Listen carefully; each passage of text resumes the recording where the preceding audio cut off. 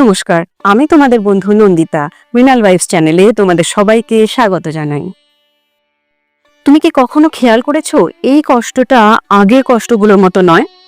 কারণ এই দুঃখ, এই কষ্ট কিছু বলতে চাইছে তোমাকে। মনটা ভারী হচ্ছে, কিন্তু চোখে কিছুতেই জল আসছে না। এটা কি অদ্ভুত নয়? না বন্ধু, এটার একটা গভীর কারণ আছে। যদি হঠাৎ করে মানুষজন, কথা, শব্দ সবকিছুই তোমার অসহ্য লাগতে শুরু করে, তাহলে বুঝে নিও এটা শাস্তি নয়। ঈশ্বর কখনো সরাসরি কিছু দেন না, তিনি আগে ফাঁকা করেন। আর এই ফাঁকা হওয়াটাই সবচেয়ে বেশি ব্যথা দেয়। আজ আমি তোমাকে যা বলতে চলেছি সবাই শুনতে পারে না, কারণ এটা সত্যি হলে তোমার দৃষ্টিভঙ্গি বদলে যাবে, আর মানুষ হিসাবে তুমিও অনেকটা বদলে যাবে। বন্ধু, একটা প্রশ্ন করি তোমাকে, বীজ কি আলোয় অঙ্কুরিত হয় না অন্ধকারে? অন্ধকারে তো। ঠিক তেমনই জীবনের বড় পরিবর্তনগুলো আসে অন্ধকারের মধ্যে থেকে।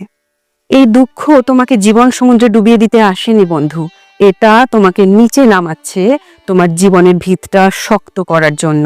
কারণ যা আসছে তা খুব হালকা কিছু জিনিস নয়। ঠাকুর শ্রী রামকৃষ্ণদেব বলেছেন, ফল পাকলে গাছ নিয়ে যায়। তাই তোমার জীবনও নিয়ে পড়ছে, কারণ তুমি প্রস্তুত হচ্ছ ভালো কিছুর জন্য। একটু খেয়াল করে দেখো তো, তুমি কম কথা বলতে চাইছো। এটা কিন্তু স্বাভাবিক নয়, এটা সংকেত।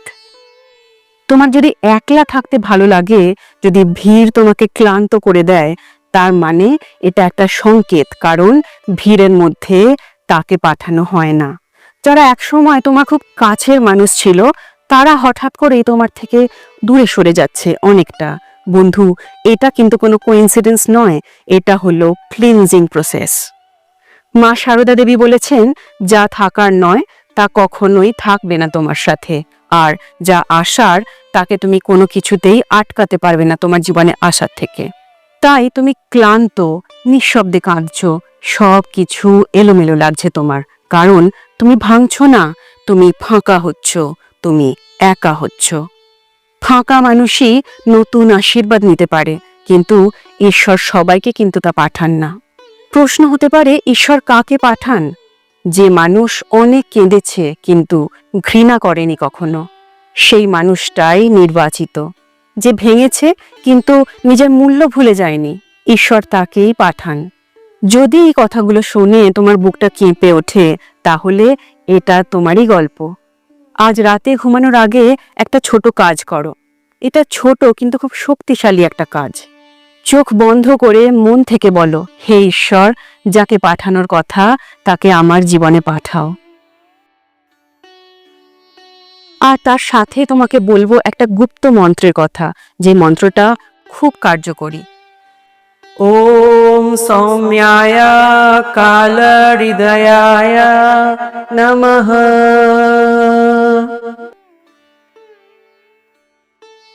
আর শেষে শুধু বলো, আমি প্রস্তুত। কারণ দুঃখ শেষ নয়, দুঃখ হলো দরজা, আর দরজার ওপারে কেউ অপেক্ষা করছে শুধু তোমার জন্য। যদি এই ভিডিওটা তোমার মন ছুঁয়ে যায়, তাহলে আমাদের চ্যানেলকে সাবস্ক্রাইব করো, আর এই ভিডিওটাকে শেয়ার করো নিজেদের পরিচিত জনদের মধ্যে, যাতে সবার মনেই আলো জ্বলে ওঠে। একটা প্রশ্ন হতে পারে, কেন তোমার জীবনে এত দিন টাকা আসেনি? আচ্ছা, তুমি কি জানো, টাকা শুধুমাত্র পরিশ্রমের ফল নয়, টাকা হলো এনার্জি আর অনুমতির মিলিত ফল। আর এই অনুমতি এতদিন তুমি পাওনি, কারণ এর পিছনে এক গোপন কারণ আছে। অনেকেই টাকা পায়, কিন্তু তুমি পাচ্ছিলে না, কারণ তোমার মানি ফ্লো আটকে ছিল, ইচ্ছে করে, উদ্দেশ্য প্রণোদিতভাবে। কিন্তু কে বা কারা আটকে রেখেছিল, আর কেনই বা আটকে রেখেছিল? পরে 20 সেকেন্ডসে বলছি, কিন্তু তার আগে এটা শুনে নাও ভালো করে।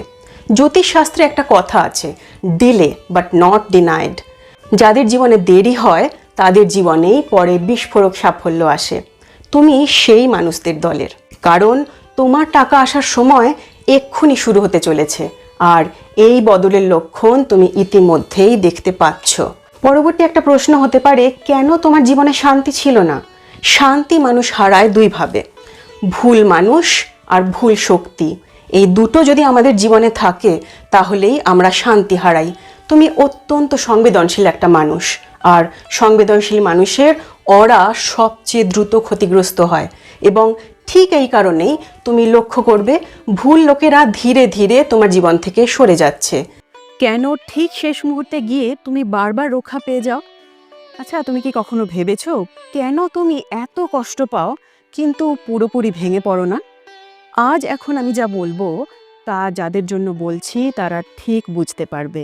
আর ইউটিউবে ভিডিও দেখতে দেখতে হঠাৎই তাদের আঙুল থেমে যাবে আজকের এই ভিডিওতে।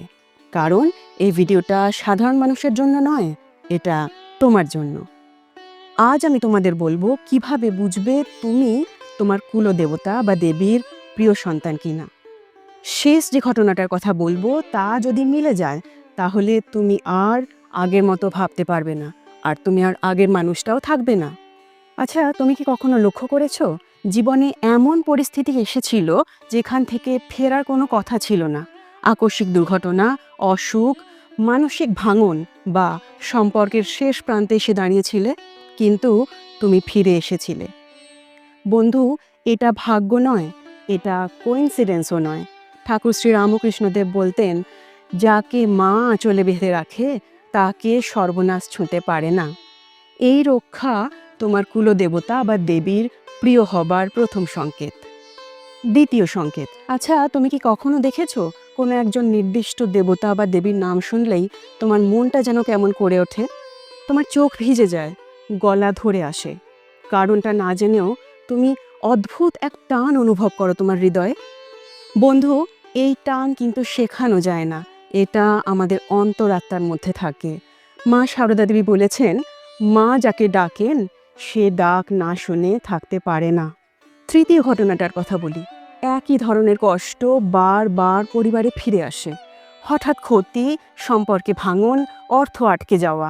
তুমি কি ভেবেছো কেন এমন বারবার হয়? এর কারণ হলো কুলদেবতা বা দেবীর প্রিয় সন্তানদেরই এই কার্মিক সাইকেল ভাঙার দায়িত্ব দেওয়া হয়। তুমি শুধুমাত্র ভুক্তভোগী নও, তুমি বাহক, তুমি ঠাকুরের নির্বাচিত। চতুর্থ ঘটনা, তুমি বড্ড একা হয়ে পড়েছ। অনেকেই তোমাকে ছেড়ে চলে গেছে, কিন্তু তুমি ভুল পথে যাওনি। কষ্ট পেয়েছো, কিন্তু তুমি কাউকে ঠকাওনি কখনো।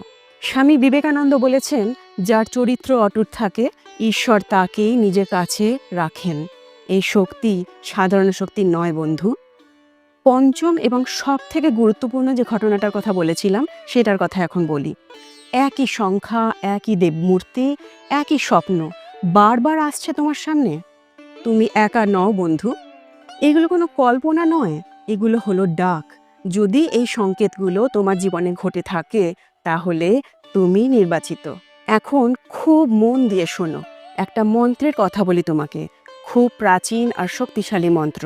সবাই চট করে জানে না। মন্ত্রটা হলো গুপ্ত কুলদেবতা বা দেবীর মন্ত্র। ওম হ্রিং ক্লিং কুলদেবতায় নমঃ স্বাহা।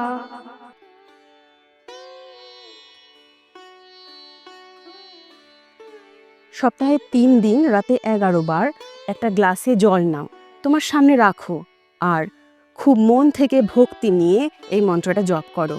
আর এর সাথে সাথে বলো, যিনি আমার রক্তে আছেন আমাকে পথ দেখান।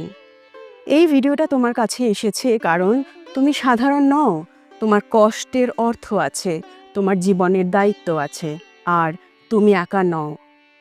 তোমার কুলদেবতা বা দেবী তোমার পাশে আছেন।